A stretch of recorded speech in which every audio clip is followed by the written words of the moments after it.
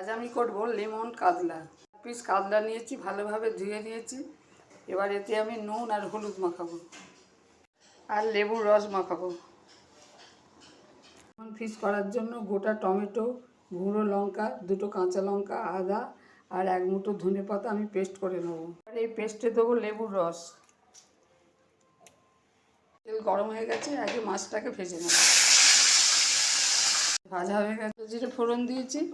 এবার পেস্টটা দিয়ে দেবো।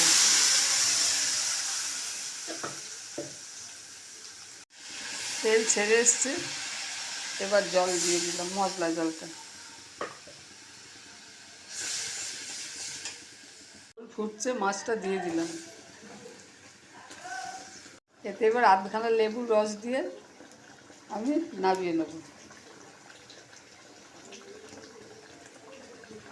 কাতলা আবার রেডি হয়ে গেছে।